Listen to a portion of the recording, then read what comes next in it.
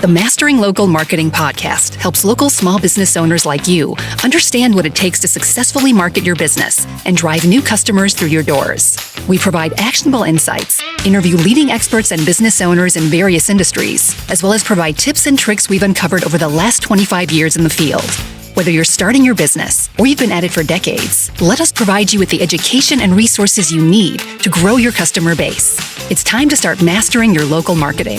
Here's your host, Matt Hansen. We have to play copyright-free music to go on YouTube.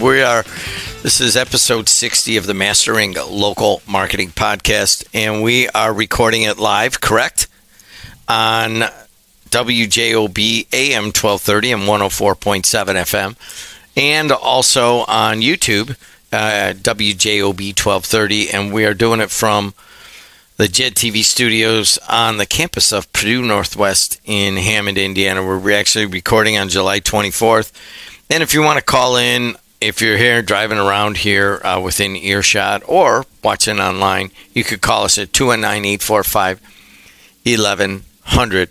Now, we've done a lot of podcast episodes, and the deal with this podcast and about 7 or 8 other ones that I do is that you bring in the topic and the outline, and then I've been interviewing people for 40 years. I just ask questions and then we go, and you're the expert, right? That's what you keep telling me. So after 60 episodes, I get to lead one, and I don't have an outline because I never outline anything for my show or anything else.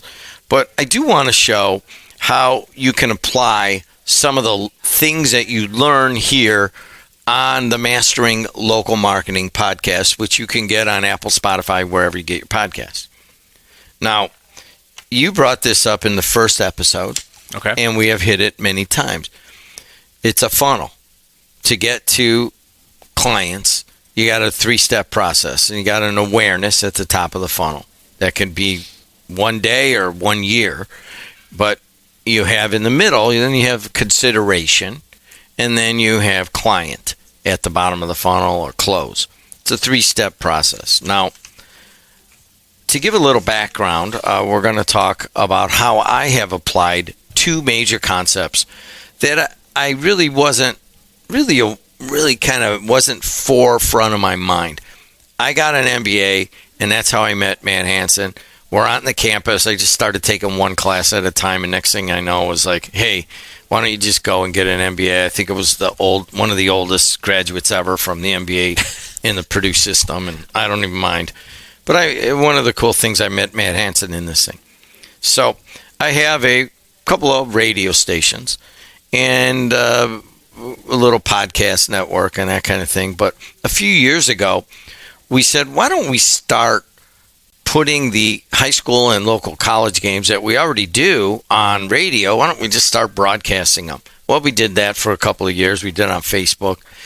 And then eventually the government gave us some money, and they said, you got to keep your people working. So I said, well, let's just put it in and let's build our own streaming video network and put all these local shows on.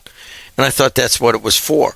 Well, it turns out that there is a massive appetite to stream local high school and local college sports. And it has grown. I think now we have 24 schools where we do all their games and we stream all of them. And we got a lot of other schools that want to be part of it. A lot of businesses. It is a huge growing business. But I had a problem. And I didn't realize what the problem was until we did, I think, episode 41 or something like that. I have an awareness problem. I have a 101-year-old radio station and some other media. But that 101-year-old radio station, we estimated that it had over 80% awareness in this area. WJOB. Frank Reynolds worked here. Felicia Middlebrooks. I mean, we have so many people that have come and gone, but we're here and we've been here. And people know 80% awareness. The problem was we started streaming these games, and in the sports community, people love it. And our hook is that we stream them for free mostly, and we do it at a high quality. And the people that are athletes now and their parents and the athletic directors and the kind of huge sports fans know about us. But we haven't been able to expand past that. So we figured that we had 80% plus awareness on the radio station and less than 5% awareness, or around 5%, on Jed TV Sports Network. Doesn't surprise me. It doesn't. No. But I applied the concept because you keep coming back to awareness on the funnel. And I just want to show this small and medium business that you can apply these concepts to your own business. So we said, we've got to do something, because ultimately we're serving the high school student athlete. We're putting them on TV. They love it. This whole thing is growing. We're getting some big clients, big names that we would never have gotten on radio. And I'm getting a little bit of investment here and there. So we're like, man, it's not matching up. We have to do something for our awareness. So I don't know, we got 40,000 followers on Facebook, and that's not too bad. We do a big game, and we'll get a couple thousand watch hours. It's pretty cool, and it's on our network, and all of our advertisers are pretty happy with what we're doing. But last year, or even in the spring of this year of 2025, if you're listening, we're recording on July 24th of 2025. We had an amazing spring where all the local teams in every category were in the final game of the state finals for softball and baseball, and our numbers were through the roof. But in a very small subset. And I would ask people, hey, man, you ever watch a game? And I ask my people, what do you think out there? Yes, the ones that were Hanover Central or Crown Point or whatever it might be. Oh, yeah, that was cool. We watched the games all the way through. Or my aunt in Phoenix watched the game. But the awareness is way too low. Yep. And we're just, for us to kick it to the next level, I said, listen, let's just not take another 20 schools like we have been. Let's work on that one concept. Let's increase our awareness, at least for one season. And there's a bunch of schools that aren't happy. Hey, we had talked, I thought you were going to stream us. I go, no, I need to fix this. So I went to the second. Why don't you address that first? When someone like me, I am selling streaming video of high school athletes. Someone else might be selling food, like around the campus here. They're a pizza place, and they have an awareness problem. What are some of the things you should be thinking about? I think the first thing you do is you take inventory of what you're doing to generate awareness, right? So, from your sports streaming network, I played sports in high school. I remember missing my open house for my graduation because we were at a regional championship game for baseball.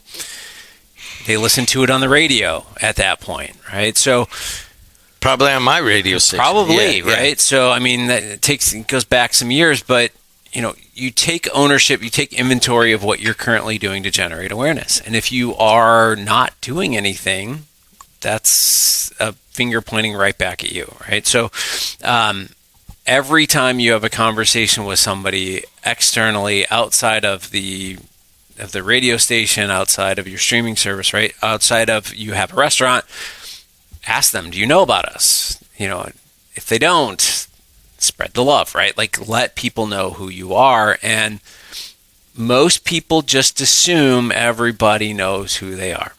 And honestly, I've lived in this area my entire life, and there are companies that I hear about, and I have no clue who they are, right? You'll say to me, do you know, David, whatever, if he works at this company or he owns this company? I'll go, I have no idea who that is. You can't know everything, and if I haven't been introduced to them, I'm not going to know who you are. So the number one thing is I would just say take inventory. Number two, what is it that you're doing to drive that awareness? All right. So from the standpoint of, am I a local business? Am I a national business? Am I an international business? What am I doing to really drive that traffic? The third thing is, before you go out and do that, you really have to understand who that market is, right? So if going back to sports streaming, somebody, let's say my wife who's 50 years old doesn't watch sports, doesn't have kids in sports, that's not your audience, right?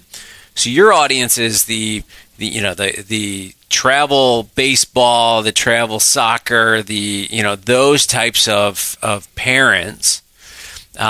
But you also have, as you said, the aunt in Phoenix that wants to see the game of her nephew playing in the state championship or something like that, right? So the question then becomes, how do I partner with those 23, 24 schools that you're currently talking to? How do I partner with them to get their parents and their students to understand that you're streaming the games? How do you make it flawless for them to share that information with friends and family? You know what? I got to write that down. So, we have not concentrated on that part, right? But go ahead. But you have to understand who are our avatars that we want to go out there and target.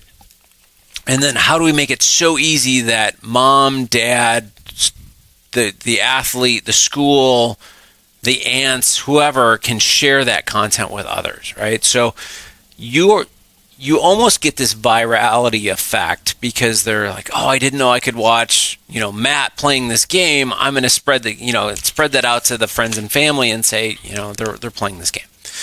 Now, I played baseball, right, for years. I played high school ball, and my mom worked an hour and a half sometimes away from some of the ball games, right? And she would drive all the way from Whiting to North Newton. I mean, that's it's a good hour plus drive, after work. If you're in another area, that's from Lake Michigan to past the Kankakee River, which is a long way away. It's a long ways, right? So we'd play a 7-inning game, and she'd show up in the last inning. And, if it was something that you could watch on TV, watch on your computer, it's a lot easier than making that trek just to see a few outs, right? So parents are passionate about sports, but there's like this subset that you have to understand who they are. So, even though we live in an area that has roughly 850,000 people in it, you're not talking about that entire, right? So again, the state championships that went through, I found myself watching games because I was like, they're in the state championship. This will be cool. Let me watch a few innings or whatever. A coworker of mine at Purdue, his nephew was playing out in Fort Wayne, and he was kind of going through. So I was checking up on how their games were going. They ended up going against Valparaiso at one point. But I found myself, just because of talking with you and understanding what was going on and talking with him, I found myself watching games that I wouldn't necessarily actively go out and search for. That's the audience that we're not getting. Yeah. So I think it took me a little bit to kind of understand I can watch it, 1. 2, now I have to find out when the game is. 3, I have to find out where I have to go to watch the game. And, we've got a hockey team at the university, and when they make the playoffs, when they go into the tournament, you go to this website and you have to pay for it. And that's not us. No, it's not you guys. Just so everybody knows, in the past years, we have been basically a hired production team, and PNW sells that through another vendor. Right. Yeah. But with that, it's frustrating to me because I want to watch the game because, the kids are in my classes, and I love our hockey team. They're great, like great kids. But you can only watch like 2 minutes of the game, and then you have to refresh, and otherwise you pay, I think it's $20. It's like $20. Yeah. I'm not paying $20 for a game. So anyway, it's interesting because there is this subset, and there's all these different avatars that you have to look at. You may be generating awareness with the athletes right now, but now you've got to go farther down, right? You got to. The guy down the street, in my street, and I own Jed TV Sports Network. are massive sports fans. One guy's a Packers fan, but he loves, local sports and so forth. And he wears his Packers jersey and puts his flag out when they're playing. And if they win, he puts it higher and all this stuff. Yeah. And he will watch any sports. And I'm like, hey, man, you ever watch any of the local high school? We stream Munster High School. Their sport. What do you mean you stream them? Yeah. And I go, yeah, you could go watch. They're actually playing a big game tomorrow, and he'd be like, what do you mean I can watch that? And he comes back 3 days later, he's walking his kids around, and he's like, dude, I was working. He says, work security. He goes, I watched that whole game. It was really tight at the end. It was a baseball game. And he goes, that is the coolest thing. When did you start that? Yeah. Like a couple days ago? Like, no, this thing's 4.5 years old. You live across the street from me. You love sports. You don't know about it. I need to reach him. Yeah. And that is a problem. Yeah. Yeah. It's, again, going back to the first thing, taking inventory of what you're doing to push it out there, right? So you've got a marketing team, they're working here and they're doing a variety of things, but I think that they're working more on the advertising side. Yeah, they're not working on awareness. Right? So if you drove more awareness, you drove additional views, it's a bigger check that then comes in on the advertiser side. So, I mean, everything is all connected. So what I did is I realized there's another concept that we've been talking about here a lot. And that is partnering with other people that have your audience that you would like to project to. Now, there was a company called SportsWire. They came to us. And the Times, which is a local newspaper, came to us and said, hey, man, what can we do to promote? Let's just try something. You guys are killing it with the streaming sports. So we're getting a lot of these that come to us. And I know that I had consulted with you and you're like, well, you got to do it this way. You got to do that way. You got to make sure of this and that. And you had all sorts of warnings for it. But ultimately, I made the decision to partner with SportsWire, which puts little print pieces out about every school. And then right there will be like interviewing our announcers, telling when the schedule is, when the next game is. And they'll put out these print pieces for every school. And then the Times will put our games on the front page of the Times website, which I think their Facebook's like 122,000. I don't know what their numbers are. And I got them to put the games on outside of their paywall. Oh, nice. So they will also be involved in providing awareness for us. Now, lastly, I think this is the part you were wary of, is, they're also going to be selling this specific conference and they'll have a section of what we do. But, my guys are like, dude, why, we're doing pretty well. Why don't we just continue on and do what we're doing? And I'm like, well, do you know how hard we're working to get 3 or 4% extra awareness each season? It's going to take us forever. We need to do something else. So I partnered with them just yesterday and cut a deal that was a 3-way. Well, it turns out to be 2-way deal with us and the local newspaper that is way larger than us, but they're not into streaming video. Live sports is hot, and we're going to use them for marketing, but mostly for awareness that these games are on. The average sports fan will just watch a game and they don't care. They just sits down at nighttime, but they don't know that they can watch Jed TV Sports Network for free. So I took that second concept, and I know we've talked about it in general. You're like, look at other people that have the same audience.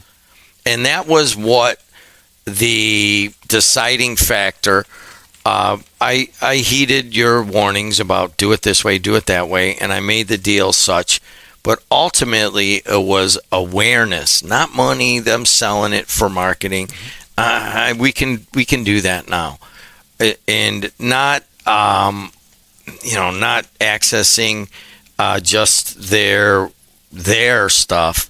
It was also bringing in a third company. So to put a deal like that together, all of it was a 3-way deal to create awareness. So awareness and partnering are the two applied concepts that I've been able to use from this podcast. Yeah, you basically, instead of saying, let's say you have, how many followers do you guys have on social? 40,000 on Facebook. I don't know what the other numbers are. So let's just take the 40,000, and let's assume that only a percentage of those 40,000 are actually looking at content, which is normal, right? So only a certain percentage are engaging and all this other stuff, right? So what you've done is, if the Times have 120,000, you have 40,000, you've literally just tripled your awareness by just doing one single partnership. So, and to put it into most simple terms, you have a building and you put 40,000, you invite 40,000 people to a party, and let's say that 5,000 people show up every single week to your party. You partner with the Times, they have 120,000, right? Now 15,000 of their followers are showing up every single week. So now you have this, and I realize you're going to have some crossover, but roughly you'd have 15 to 20,000 people at your party at this point instead of just the 5. So it's that one simple deal has tripled your awareness, right? Should, in theory. And you've got a new distribution stream for the games that they're promoting. And all it was an agreement between two companies, right? We talk about partnerships a lot on this podcast, and I think that's what we're saying here is you've got the awareness side, but you also got the partnership side, that you two are working together. They have certain value that they're looking for that you own, and they have certain value that you're looking for from them, and now the two of you have come together, and your awareness is going up simply because of that conversation that you're having. Now, I will say that in doing a partnership, especially it's us and the Times and the other print piece, those are difficult. Yeah. It was a lot of going back and forth and negotiating, and quite frankly, I brought it to Matt and like, well, what do you think? And he's like, well, be wary of this. I mean, it's just a test. It's a 1-season test, and they're going to sell it, and they're going to help us distribute it. And basically, we're kind of relegated to what we do best, which is actually streaming the games and aggregating the affiliate schools and then serving that up. And I would not have done that without sitting through these podcasts. I'm serious. Well, that's good. Your simple concept of look for those that have the audience you want. Not necessarily the audience you have. There's crossover, and we have all the parents, and we have all the athletes that go home and watch the game. We have all the referees. A big number of our on-demand is referees watching the other guy, or the person comes home and watches. I wonder if I missed that. I wonder if I missed that, and they'll be on that for 3 hours, going back and forth through the whole game. I mean, that's just one example. We're okay in that niche. All the athletic directors are going to watch their games and everybody else's games, and coaches, that kind of thing. But the average dude that's a Packers fan, and his wife's a very big Packers fan, they're not going to watch the local unless I get to them. Yeah. Yeah. Again, the conversations that you and I have had about, I walk in and you guys are talking about, oh, did you guys see the Munster game the other day? Or did you see the Andrean game? And it starts to, I'm going, these games sound like they're pretty good, right? And honestly, going back and watching high school sports, if you were an athlete, is exciting because you remember those days. You remember, it kind of pulls on the heartstrings a little bit that you wish you were back doing it. But yeah, I mean, there's opportunity there. And I've had a couple different companies that I've worked with, or friends that I have known through the years that have worked in this space and trying to find something that works. And it sounds like this is working. So, I mean, again, continue with the generating the awareness, continue with the partnerships and finding the audiences. But, the Packers fan, he's gonna, he just needs to know about it. I mean, he's probably not going to watch every game, but if you're sitting at home and you're flipping through the channels and there's nothing on worth watching, and there's a high school game on that's maybe your kid goes to a certain high school, all right, maybe I'll check that out, right? So, like, I think where we are today is there's this diversity of sports that is happening right now, right? So, we're seeing the WNBA has kind of been getting really, really hot lately. You flip on TV and you'll start to see different types of sports at this point, right? You're seeing a lot of lacrosse. Our school, we just launched a women's hockey team, right? So like there's all of these different things that girls flag football in high school and right? boys volleyball are rising faster than any of the other sports. Right. So, I mean, there's all this, I think everyone is looking for something different. And, whether you're streaming a baseball game, a football game, or you're taking it down to something like lacrosse, I think people are interested in seeing these types of things. I mean, just because it's a high school game doesn't mean that it's not really good drama. I mean, you get some really fun. They're not professionals, so I mean, we go back. You'll see things in a high school game that you won't see in the pros, right? Like we used to have all these trick plays that we would run. We'd have a walk-off steal, and I was not a fast guy, so I would literally just start walking towards second base, and they'd freak out about it, right? And we'd do all these like different goofy things. I'd walk towards second, and the guy would go home from third, right? So we had these trick plays, and like you don't see that stuff in the pros. You see it a little bit in college, but like you just never know what's going to happen. I mean, they're not Gold Glove winners. They're going to make errors. I mean, the drama builds. They're kids. So, I don't know. You've got a really interesting product, but again, going back to the principles that we talk about on here, it's about awareness. You got to continue. And, these guys are back there working on the advertising side. I mean, you probably should start taking inventory on the awareness and say, all right, how do we generate more? What else can we do? There it is. Awareness and partnerships applied from the JED TV Sports Network. Thank you. This is episode 60. Please tell your friends to like us and become followers, especially if you're into the local marketing game. You could be anywhere. The principles are the same. Thanks a lot, Matt. Thank you. Until next time, we'll see you later. The Mastering Local Marketing podcast helps local small business owners like you understand what it takes to successfully market your business and drive new customers through your doors. We provide actionable insights, interview leading experts and business owners in various industries, as well as provide tips and tricks we've uncovered over the last 25 years in the field. Whether you're starting your business or you've been at it for decades, let us provide you with the education and resources you need to grow your customer base. It's time to start mastering your local marketing.